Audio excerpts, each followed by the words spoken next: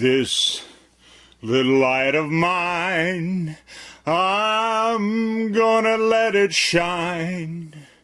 This little light of mine, I'm gonna let it shine. This little light of mine, I'm gonna let it shine. Let it shine, let it shine, let it shine.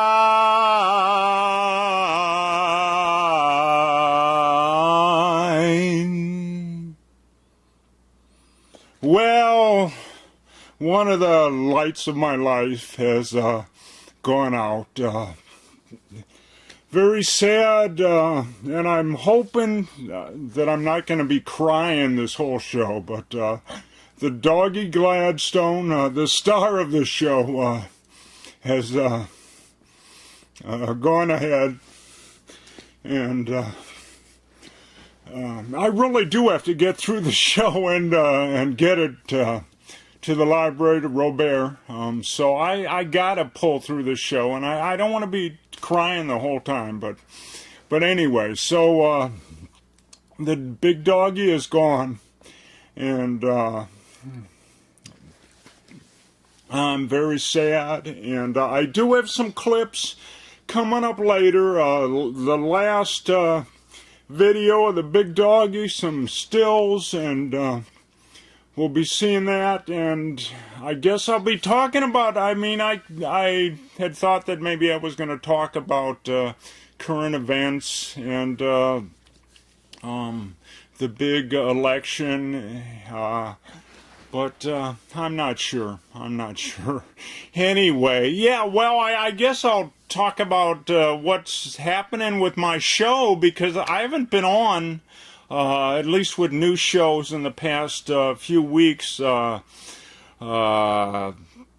last show was September 12th, and I did a show, and then the next week I wasn't going to come together in time. I was working on a best of Ironman Wisconsin 2016, but it turned out that I was editing together a full Ironman show, and I had 20 minutes of clips, and Robert had to leave, so that was what happened the next week. That would be the 19th of September, and then the next weekend, was it the next weekend? I don't know. But I got an email from Robert about getting the show to the library on Sunday, and we were heading out of town for the weekend doing an art show. And so just told him to run Ironman 2014.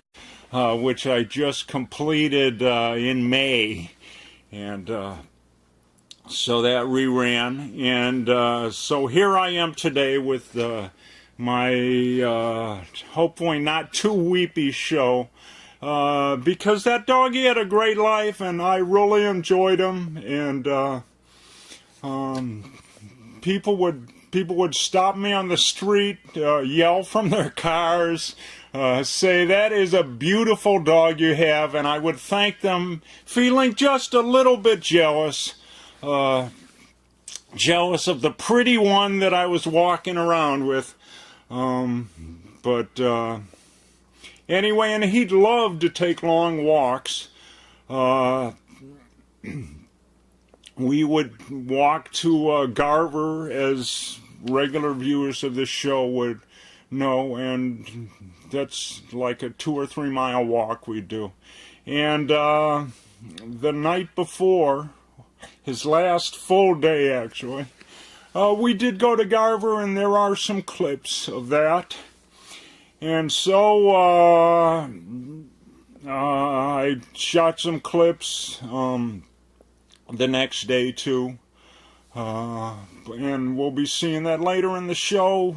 I have walked all over Wisconsin with that doggy. When the gal had art fairs, I'd walk around with the doggy, and he loved it, and I loved it, and it was great to see Wisconsin with that dog.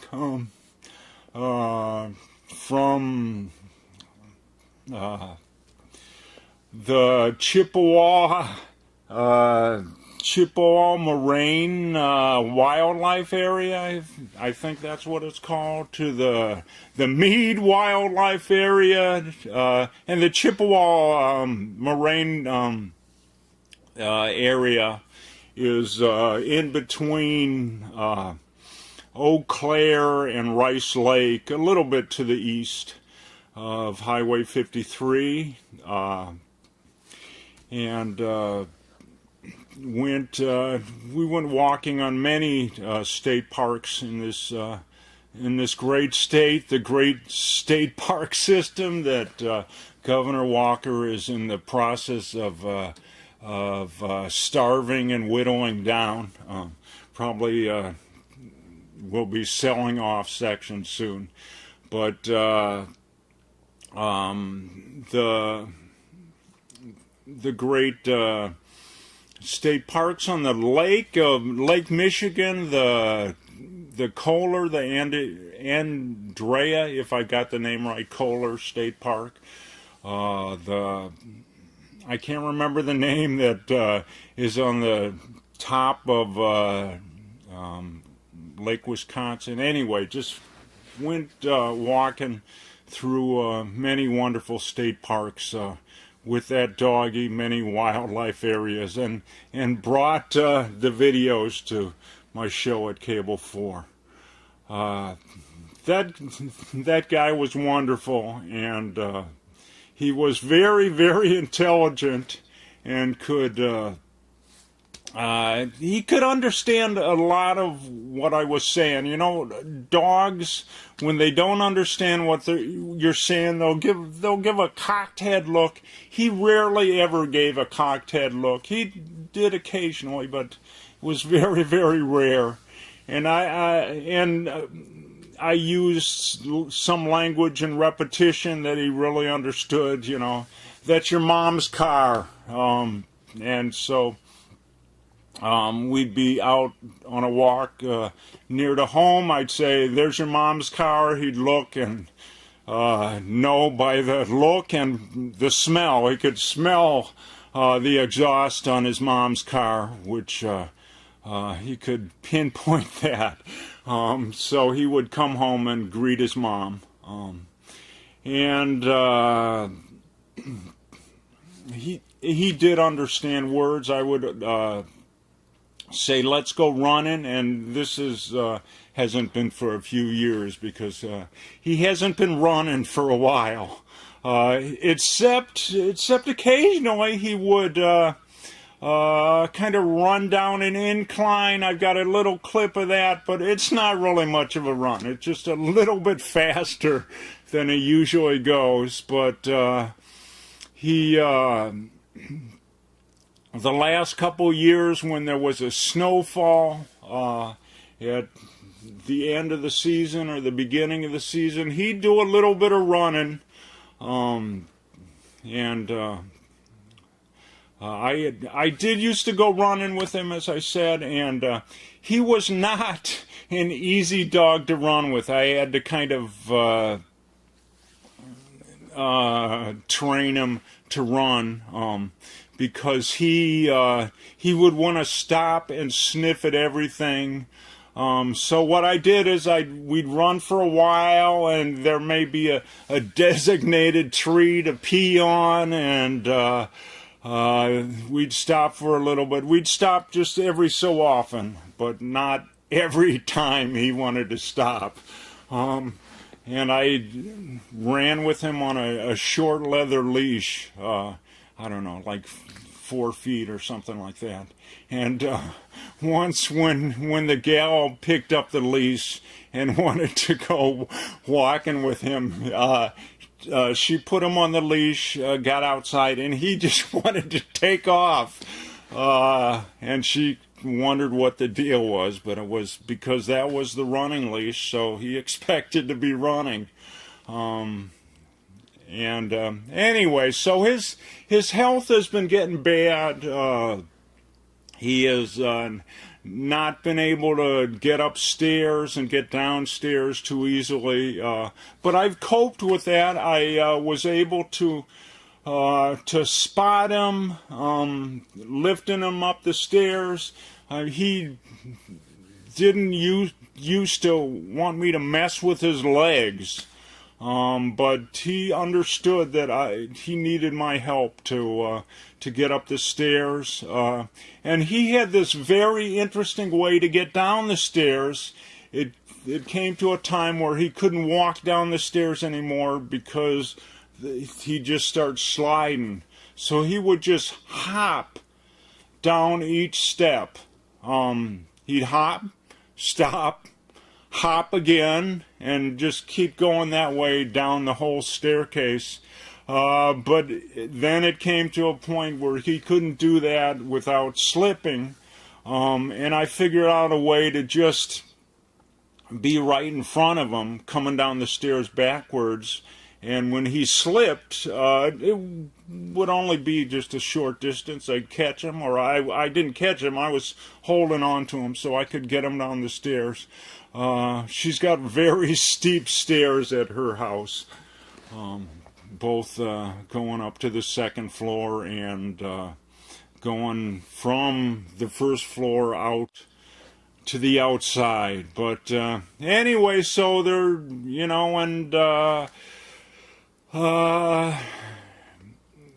and lots of other things. For a while now, he hadn't been able to get up by himself, and he'd fall down, and I'd help him get up. I had this dream, like many years ago, I don't know, 8 years ago, 10 years ago, something like that.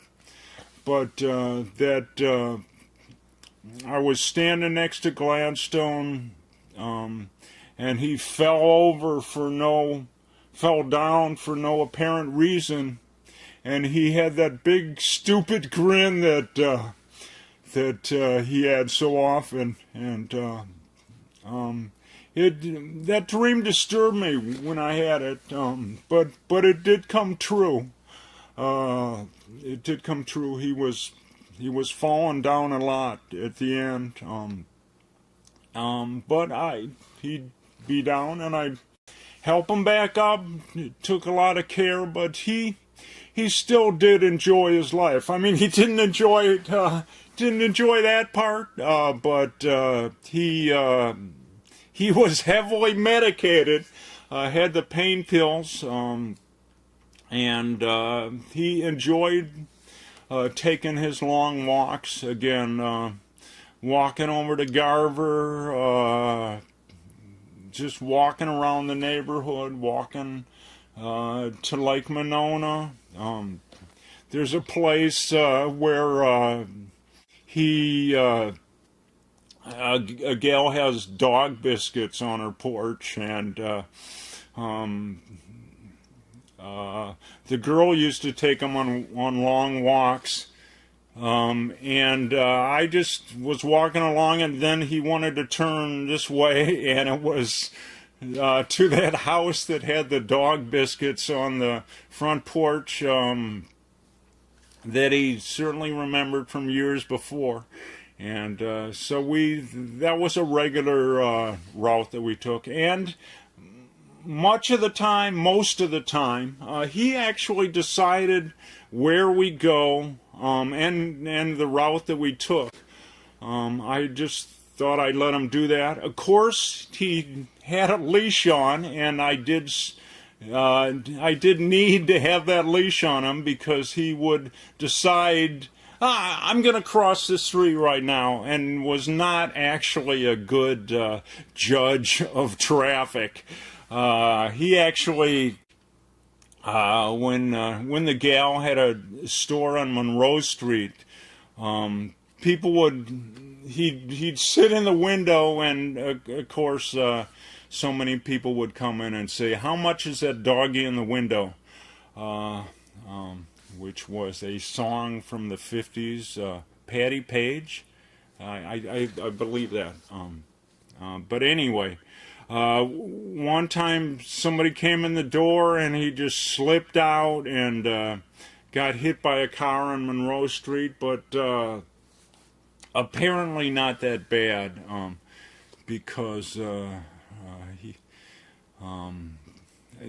it probably did come up back to affect him in his older age, but he was still walking. Anyway, so I got some stories from my sister's house.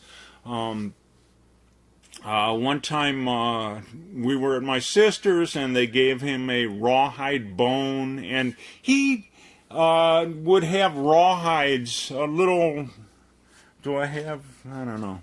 Here's a little thing. He would have rawhides about that, maybe this size, I don't know, just little pieces of rawhide, and he would work on it usually until he would consume the whole little, he'd chew the whole little piece.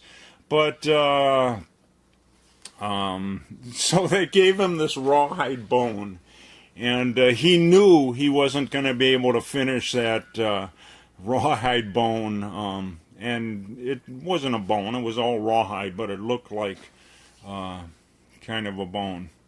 You know what I'm talking about. But anyway, so he decided he'd better bury it in my sister's yard, and so he goes and does that. And so the next year, months later, we were back at the house, and when he gets in the backyard, the first thing he does is he goes to look for that rawhide bone. And they'd seen him bury it in the... and so they had dug it up right after that. But he went to go look for that bone. Another thing from my sister's house. We would go out. Well, we still do that.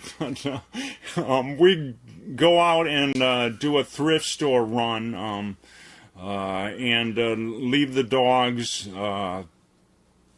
in the house.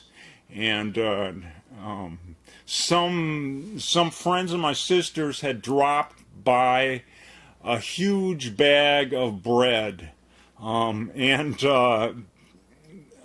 put it on the kitchen counter, and that doggy used to be able to just plop right up on that kitchen counter and eat anything that he could get his face on.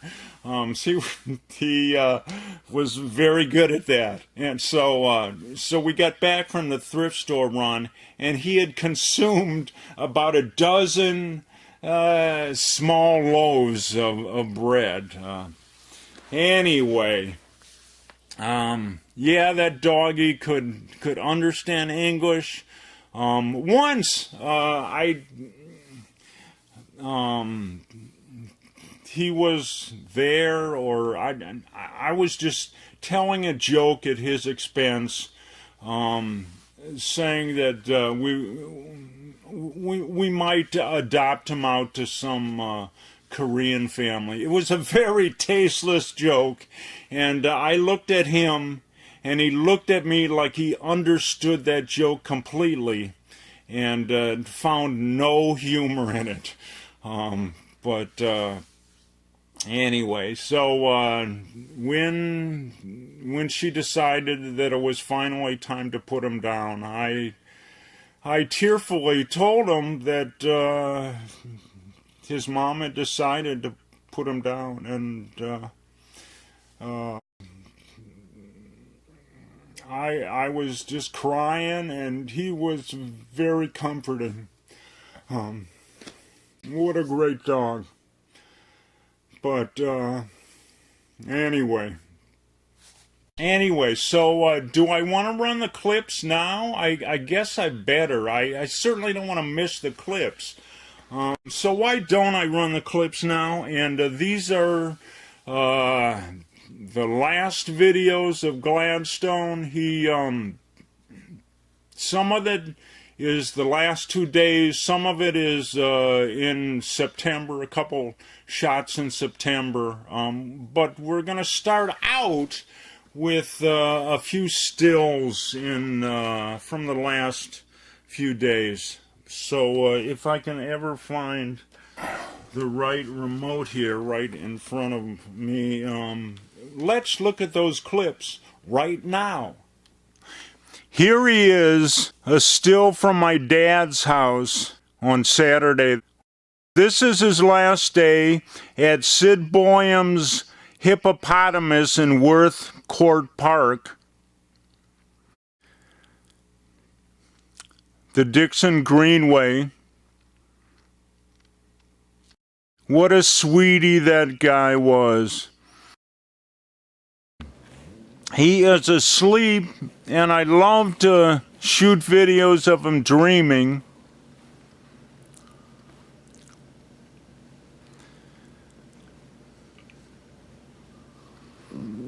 He did a lot of running in his dreams.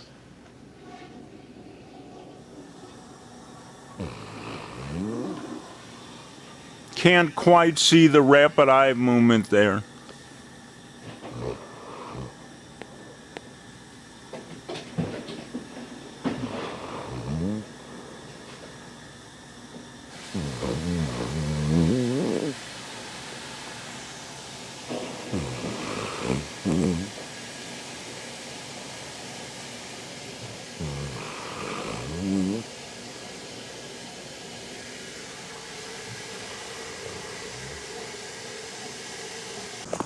Here we are at an incline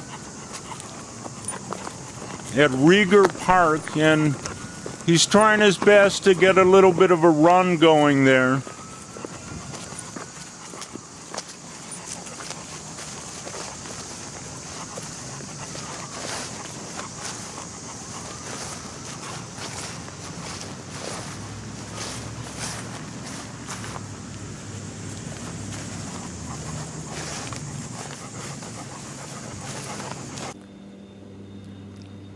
At the Sid Boyum Hippopotamus in Worth Court Park, his last day.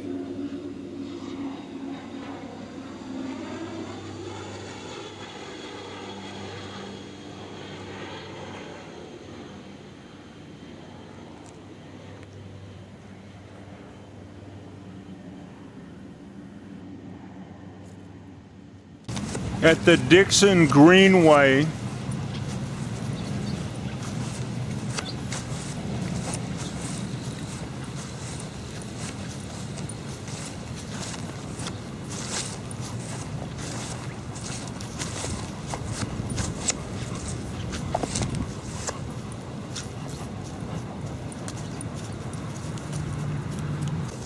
His last night, the day before the last shot, at Garver, and back of Garver, there's the back of the Garver building.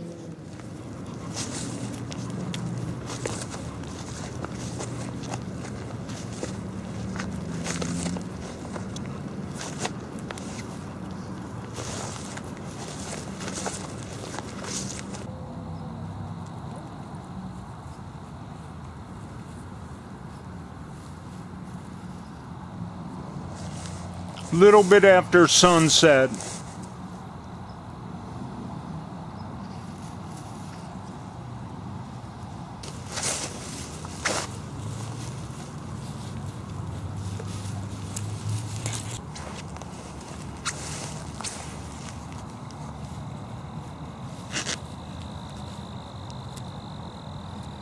Goodbye, my friend. There you go. Hope you enjoyed those clips. The Doggy Gladstone. And he was named after a British Prime Minister during Queen Victoria's reign. And we were watching a show about Queen Victoria, and narrated by Donald Sutherland, and he pronounced the name Gladstone, and we did not change what we called him. Even though Donald Sutherland said Gladstone, he stayed Gladstone. But what a wonderful guy that was. And maybe I'll be running clips in the future about him. I had a cat, Bugs, many years ago, which was more famous than Gladstone, actually, because he bit an animal control officer, and they sentenced him to death, and was at the Humane Society for 15 months before I won his freedom in court. So he was a little more famous, was on the Weekly World News, the newspaper that used to come out, and was on Good Morning America and a lot of local news, and covered by the local papers also. But anyway,